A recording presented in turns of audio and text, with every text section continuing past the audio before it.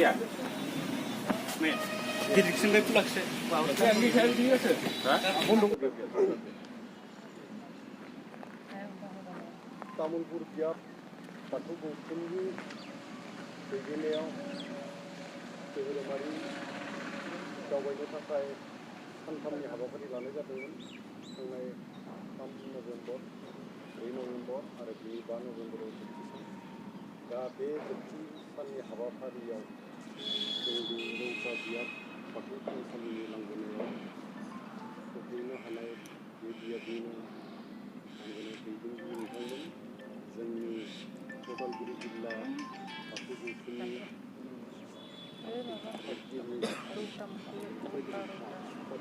आफादगिरि आरो धोरोम दावबायनो फैनाय तामुलपुर बियाबनि गासै धोरोम सिबिसुला रायजो राजा नोंथांमोन।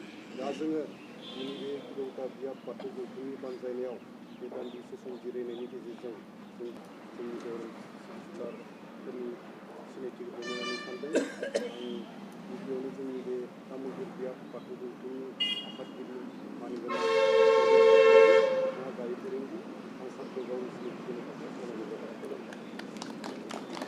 बेनि उनाव जोङो तामुलपुर बियाब बाथौ गौथुमनि बोसोनगिरि आथिखालाव बिथाङा तामुलपुर जिल्ला बर' साहित्य सभानि लेङाइ आफादगिरि मानगोनां हरेन्द्रनाथ बर' सारखौबो गावनि सिनायथि होनो थाखाय खावलायनाय जाबाय। खुलुमबाय। खुलुमबाय नोंथां। बाथौ बिमुसाराव नोंथांखौ बरायबाय। बे बुब्लियाव जों मिथिनो लुबैदों जे जों मिथिनाय मोनदों नोंथांमोना तामुलपुरनिफ्राय बेहाय पासिघाटनिफ्राय जागायनानै दिनै उदालगुरि सफैबाय। बे गोलाव हाबाफारि थांखिखौ जोंनो एसे फोरमायगोन नामा?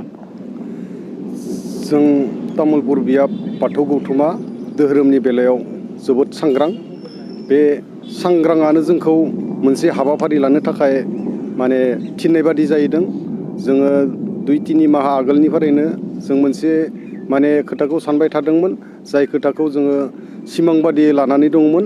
बे सिमां बादि खोथाखौ जोङो मोगथाङाव जाफुंहोनो थाखाय जोंनि तामुलपुर बियाब बाथौ गौथुमनि मानगोनां आफादगिरि आरो जोंनि तामुलपुर बियाब थानसालि लुफुं आफादनि रांभान्दारि कलाराम नार्जारि बिथांमोनजों आङो गिबियावनो खोथाफोरखौ सावरायनाय जादोंमोन जे धोरोमखौ जुदि जोङो गुवारै जुदि फोसावनो थाङोब्ला, धोरोमखौ गुबुन माहारिनिबो जों जुदि सिनायथि होनो थाङोब्ला, जों बियाब दानानै जिल्ला दानानै मिरु आफाद दानानै जों जुदि बेबादिनो माने फोरबोफोरखौल' फाथिबाय थायोब्ला जोंनि धोरोमा गुवारै माने गोसारनाया एसे हेंथा बादि जायो। बेखायनो जे जोंनि धोरोमखौ जों फोसावनायजों लोगोसे जोंनि गियान मोननो थाखाय जोङो गुबुन गुबुन जिल्ला बा गुबुन गुबुन बियाब आफादाव थांनानै थानसालिफोराव थानसालिखौ नायदिंनायनि लोगोसे मोनसे गियान मोननायनि मोनसे हाबाफारिखौ जाफुंहोनो थाखाय जोङो बे धोरोम दावबायनाय हाबाफारिखौ लानाय जादों।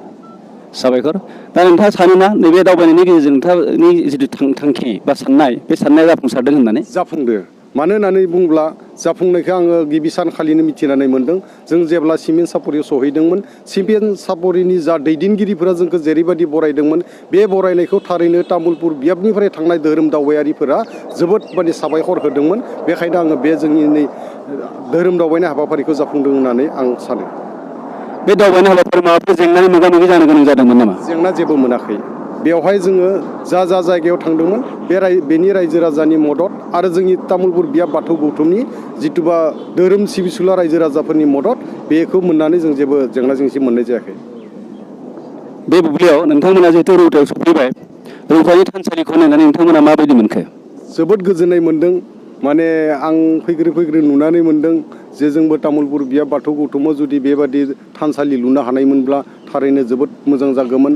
दा जोङो बे नोंथांमोननि रौतानि थानसालि, बेखौ माने आं दा नुनानै माने मोनसे सिमां नुनाय बादिसो मोन्दों, जायखौ माने जों मोगथाङाव महर होनो गोनां जायोब्ला गोबां माने रांखान्थिनि गोनांथि जानानै फैदों, रायजो राजानि माने मददथि जानानै फैदों। बेखायनो आं नोंथांमोननि बे थानसालिखौ जोबोद माने नुनानै गोजोननाय मोन्दों।